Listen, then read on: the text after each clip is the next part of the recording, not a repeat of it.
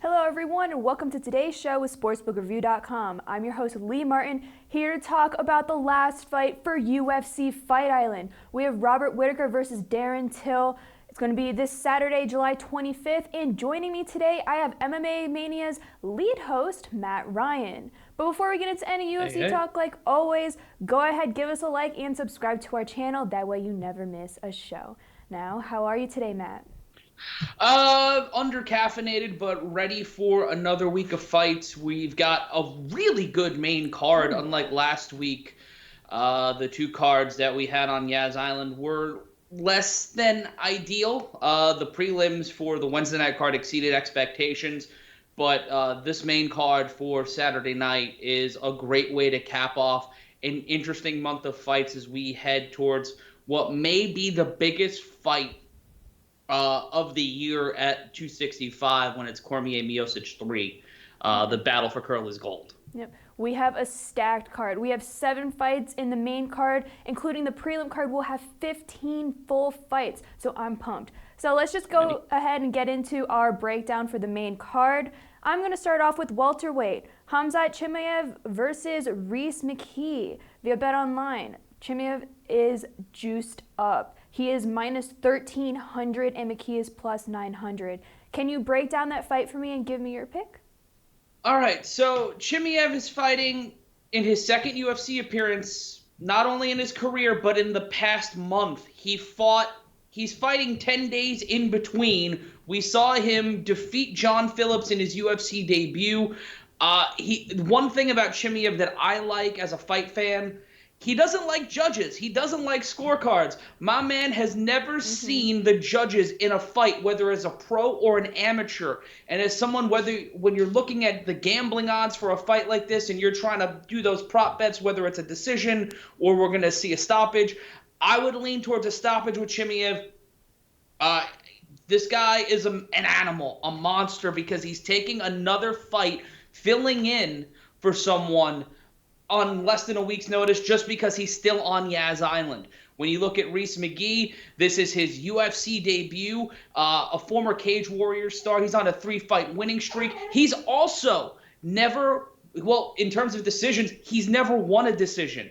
So he's not going to try to press to go the full 3 rounds. I think he's going to match Chimaev stride for stride. My dog in the background disagrees with me. I think she's going more towards McKee in this fight, but she's 4 months old. What does she know? For McKee, when going to the scorecards, he's had a unanimous decision loss and a majority draw, both while fighting for Dave's fellow countryman over at Bama. He's been, as I said, in the third round 3 times in his career. He's won 1-1, and last fought in November for Cage Warriors, as opposed to Chimaev, who fought a week ago. Olive, I know you like McKee, but I can't go for him. I'm going for Chimaev in this fight. Olive disagrees with me. If you're mad at her, you're mad at me. I'll see you on the street. All right. Well, I agree with you with Chimaev. He is a beast. He has 4 knockouts, TKOs, and 3 submissions, so I might lean on him. But again, he is juiced up via BetOnline. He's minus 1,300, and McKee is plus 900. Now let's move on to the next fight. We have the cowboy. We have welterweight Alex Oliveira versus Peter Sobotta. On BetOnline, Oliveira is minus 168 and Sobotta is plus 148. Can you give me your breakdown and pick for that fight? Oliveira, he bounced back at UFC 248 back in March when all of this never-ending offseason stuff started, beating Max Griffin. Before that, Oliveira was on a 3-fight losing streak, but also he's not lost against your run-of-the-mill jabronis. He's fought to everybody's favorite beater of the elderly, Mike Perry. He's beaten Gunnar Nelson and Yancy Medeiros. And his biggest win was over Carlos Condit. So when you look at Cowboy Oliveira's resume, even though he lost to the real Cowboy in a Highlander-style fight against Cowboy Cerrone a few years ago, this is a guy who is a stud in the UFC. He's a fan favorite. He's a guy that everybody loves to watch fight. This is his 7th fight in 2 years. Conversely, Sobotta is looking for a bounce back after his last UFC appearance where he lost to Leon Edwards 2 years ago. This is a weird stack here. This is a weird comparison because we see Cowboy Oliveira, who's fought 7 times, in the amount of time Sobotta has taken to just fight once. And he was supposed to fight in 2019, but he was pulled due to an undisclosed injury. He's back now inside the octagon. It's going to be it. The welterweight division right now is all over the place. We don't know how things are going to shake out after the events of the last fight where we saw Foot Stomp City, hashtag. And for me, when you look at the resumes, and it comes down to resumes for me, it comes down to the incidentals of who you fought, how you fought against them.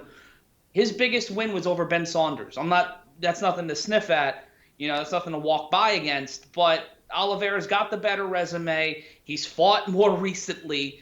And for me, that's the advantage. That's the edge. It could come down to the weigh-in. We may see Sobotta still have some of those lingering injury issues that affect the weight cut, affect the training, especially with what's going on regarding COVID. For me, I'm taking Oliveira. All right. Well, again, if you want to get in on that fight, Oliveira is -168 and Sobotta is +148 via BetOnline. Now on to the next fight. We have light heavyweight, the Bear Jew. We have Paul Craig versus Gadzhimurad Antigulov. I apologize if I completely butchered that name. But Antigulov is +113 and Craig is -133. Can you give me your breakdown and pick for that fight? All right, so first and foremost, Inglourious Basterds, a very underrated film, and shout out to Paul Craig for honoring Eli Roth with one hell of a nickname. When we look at Craig, this is his first fight since a split decision draw against co-main eventer Shogun Rua back at UFC Sao Paulo back in November. He's 2-2-1 in his last 5. All but the draw were stoppages. So when it comes to Paul Craig, he is ready to throw down, and he does not want to see the 15-minute mark. He wants to get there, come hell or high water, and see a stoppage. For Antigulov, this is a make-or-break fight. He's been knocked out in his last 2 fights, both in the first round. Antigulov has not seen a third round in 6 years, and that was fighting back in ACB. That early stoppage style saw some success internationally and in the UFC, but in his last 2 fights, as he's seen tougher competition at 205 pounds, it's backfired, and it's led him to be on his back, knocked out, and wondering what the hell's going on. For me, Craig has the advantage. He's had the better and stiffer competition. He's been able to kind of extend himself, and the further this fight goes, the more experience Craig has. We don't know if Antigulov's got the tank to go full 3 rounds, and does he want to? He might try to change his style because he knows Craig is going to look for the stoppage.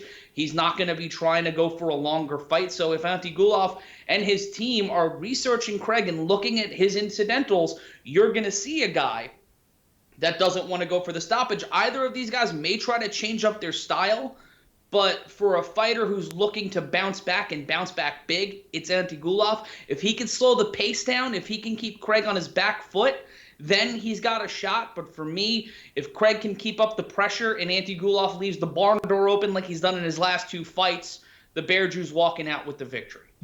All right, I agree with you on that one. So if you do want to get in on that fight, again, via BetOnline, Antigulov is +113 and Paul Craig is -133.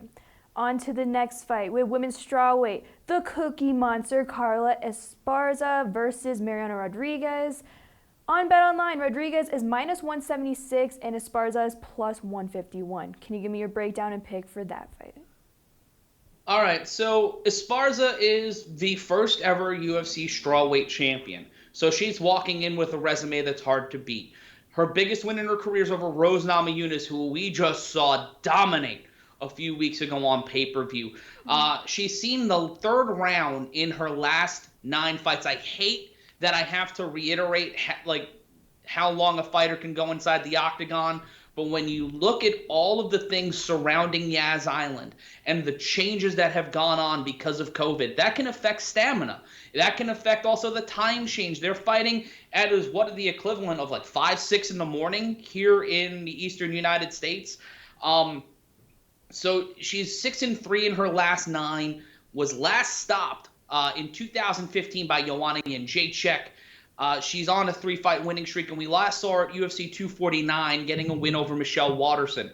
So while Esparza has had to basically battle back and has not had the best record that an ex-champion, you would think an ex-champion would have, she's got a win over an established challenger, and with the strawweight division being backlogged, Esparza, this could be a stay-busy fight for her as she waits maybe for a rematch against Joanna, maybe a fight against a potential challenger like a Jessica Andrade to kind of keep that division going. There's a lot of great fighters at strawweight. It's just going to be who gets the shot after Rose for Weili Zhang. And Esparza is looking to prove herself here. When it comes to Rodriguez, she's gone 2-0-2 in her UFC career. Her most recent fight was against Cynthia Calvillo, where she went to a majority draw. She's gone the distance in every fight in the UFC, and she's got wins over Tisha Torres and Jessica Aguilar. Those are very qualified contenders at the strawweight division, but this is her biggest fight to date. It's a big card. It's a stacked card. Legends all over it, and it's going to be interesting to see how Rodriguez handles that pressure. For me, Esparza has more to lose in this fight than Rodriguez. Rodriguez is fighting a certified legend in this division. So if she's able to get the former champion Esparza to the decision, to me that's a victory. That's a moral victory. But it's hard to bet against Esparza here.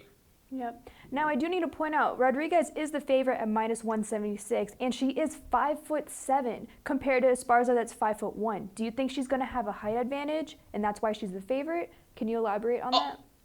I think the height advantage certainly goes into it. When you're looking at a fight, height and reach are definitely huge advantages, but you can go back to that being a potential false narrative. That could be something that odds makers are looking at and trying to set up a dummy bet, because when you look at taller fighters, you can use the Stefan Struve argument.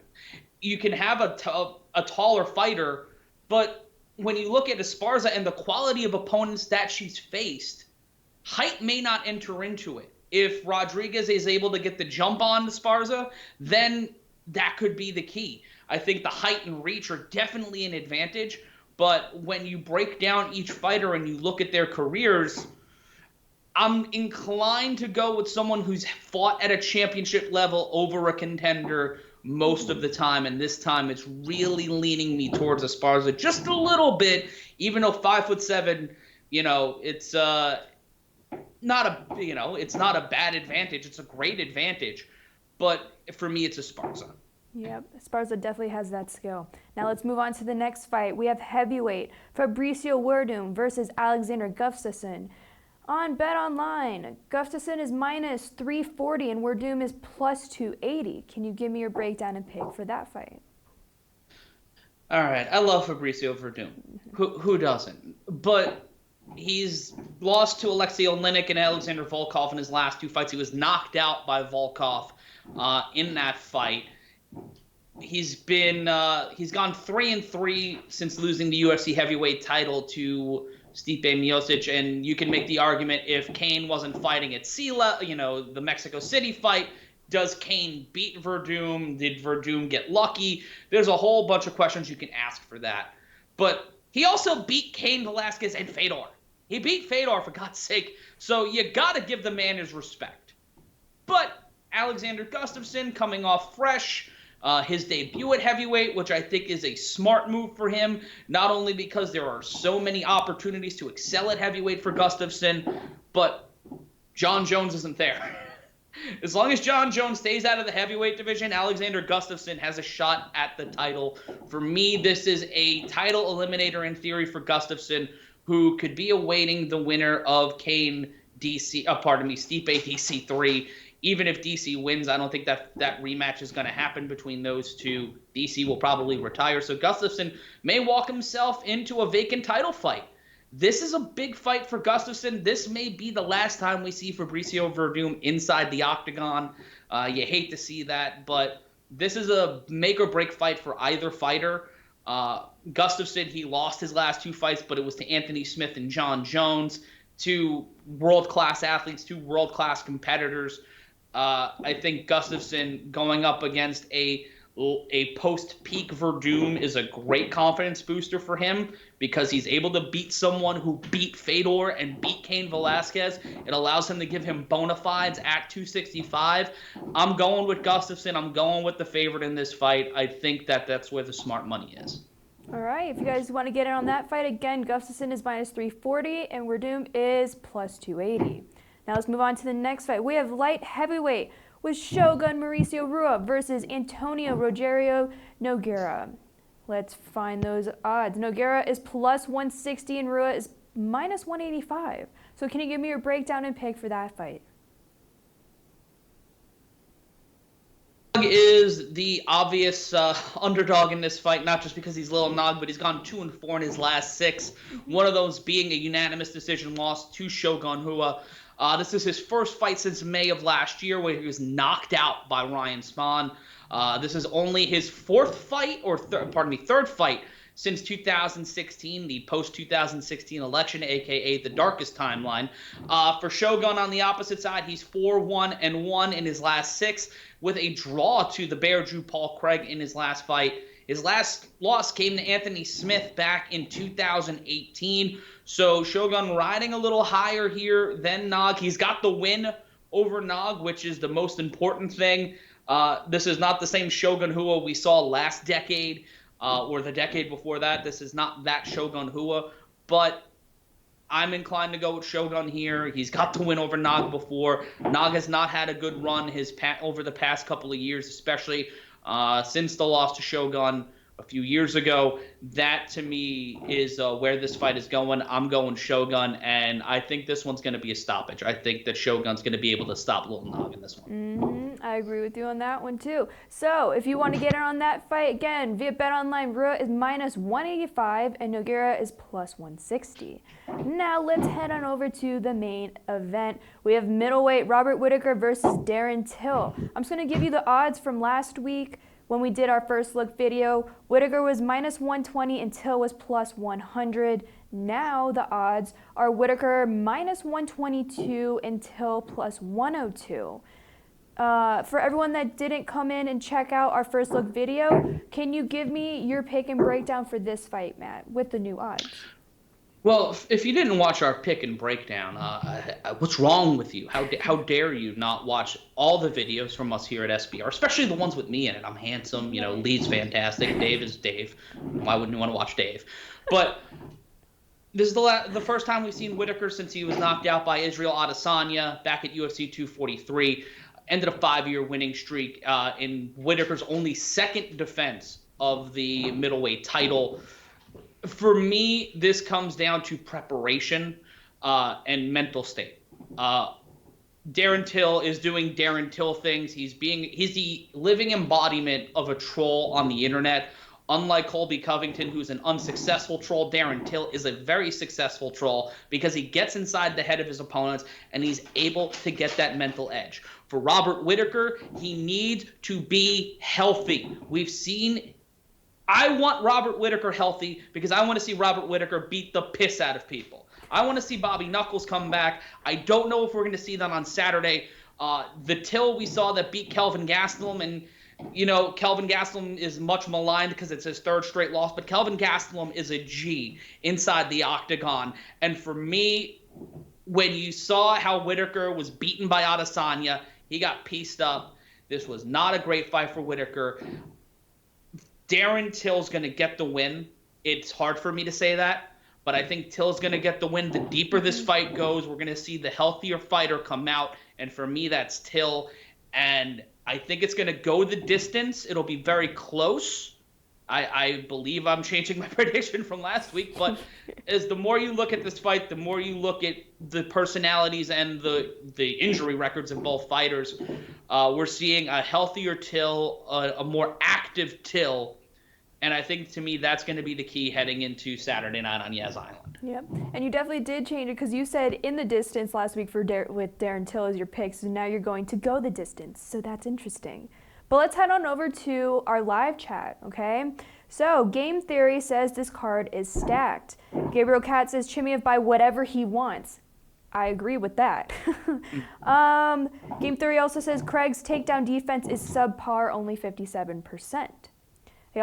Brian S says Carla Esparza winning, and also WhittakersTill to go the distance, Whittaker by decision. So he agrees with you with the to go the distance, but he's going to go with Whittaker. Any other thoughts on Evlov versus Grundy? Grundy plus 170. Do you have any thoughts on that, Matt?